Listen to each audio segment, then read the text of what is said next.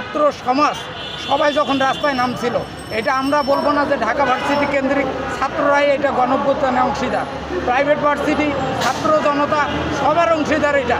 আবার গত পরশুদিনে যেটা হাসনাত পাবলিশ করছে, আমাদের কথা হচ্ছে যে বৈষম্য বিরোধী ছাত্র আন্দোলন বলেন, নাগরিক কমিটি বলেন, ওরা কিন্তু আমাদের সহযোদ্ধা।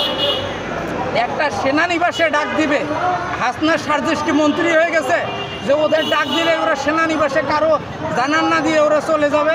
এটা যদি আসিফ যাইতো, এটা যদি দেখা যায় যে নাহিদ যাইতো, তাহলে একটা মানা যাইতো যে না, যেহেতু সরকারে ওরা উপদেষ্টা ছিল, ওনাদের ডাক দিয়েছে সেনাপ্রধান, ওরা দেখা করতে গেছে।